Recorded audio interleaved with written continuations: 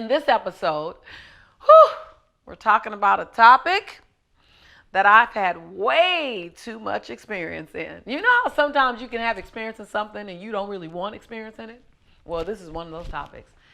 One of our phenomenal tribe members asked the question, Lisa, how do you mend a broken or damaged business relationship? It's like when I read it, my head spun around because I felt like every single broken relationship in business that I've ever had came right up to the forefront in my heart.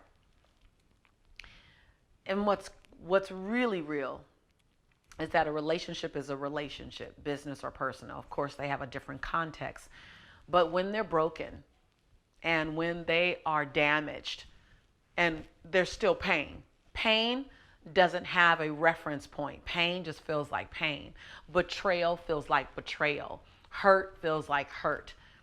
And so, number one, remember that we don't just do business with business, we do business with people.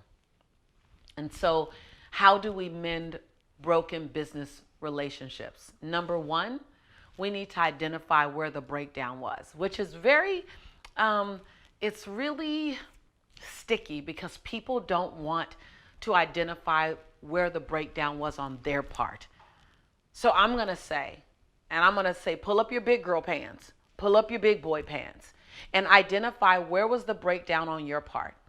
And so many times when I felt betrayed and I felt hurt and I felt taken advantage of, I couldn't see any breakdown on my part. Of course, it's very hard to see the breakdown on your part.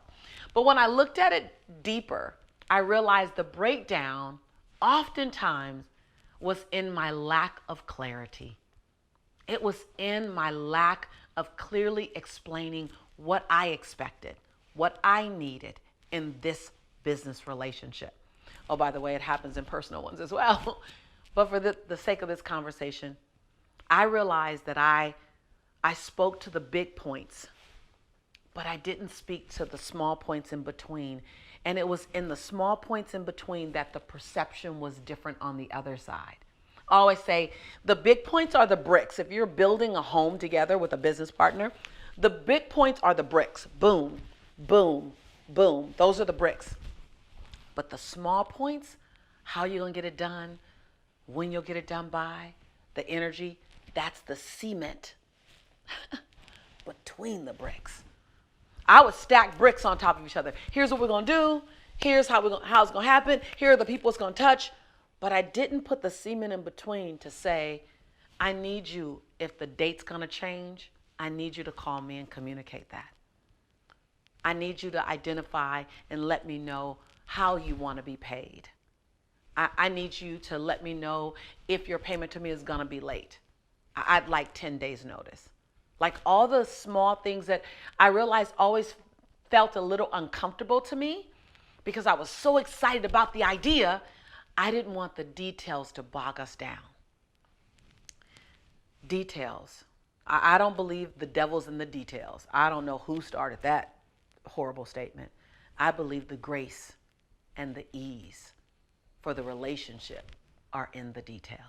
I often felt uncomfortable getting into a contract with a business partner because then I felt they would think I didn't trust them. And what I've learned, and I want to invite you to say this if you're doing any business with anyone in the future, it's important and imperative that we have a clear contract because what doesn't live in black and white lives in gray. And every broken relationship, every lawsuit that I've ever heard of came from what was in the gray, not in the black and white. So how do you mend a broken or damaged business relationship? Number one, take ownership of the part that you played in the breakdown. Oh my God. I call it falling on the sword. I fell on so many swords. Own your part. And then ask for what you want. That's number two. Ask for what you need in the future. Number three, what's required to regain trust on both sides?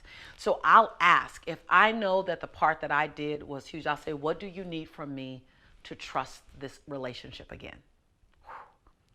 like I said, you can use this in personal as well. What do you need from me to trust this relationship again?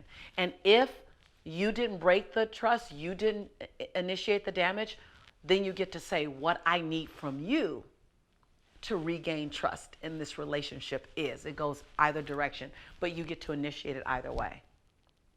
And then I always put checkpoints in place. I don't ever anymore start from the beginning and get to the end without several milestone checkpoints now. So if we're running a marathon called doing a book together, then I'll do seven or eight milestones in between so that we can course correct sooner, quicker, faster, so that the breakdowns are not as big. And then we agree on the milestones. We agree on the checkpoints. And then lastly, how to mend a broken or damaged business relationship. We discuss how we part ways as we're initiating the relationship again. We say, if it doesn't work for us, we give each other 30 days notice. If it doesn't work for us, we give each other 10 days notice.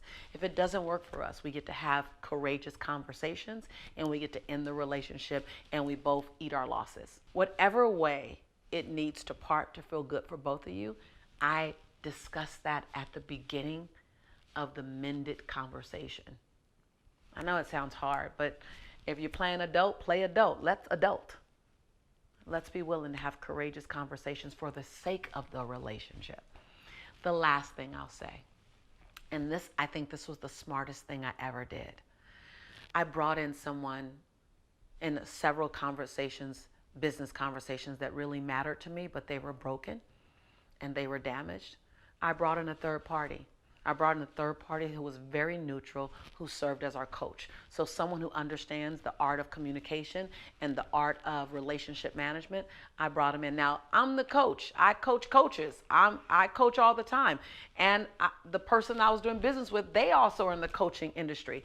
And we brought in a coach because we're smart enough to know that when we need someone to hold the space for the relationship that's not a part of the experience, we do. It doesn't mean I'm not a good coach. It doesn't mean I'm not a good business person.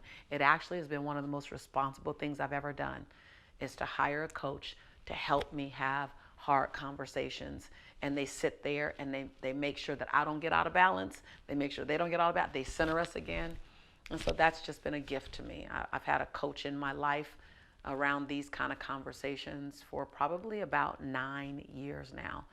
And the last 9 years have been the most effective years in my business. So let's go build and rebuild great relationships.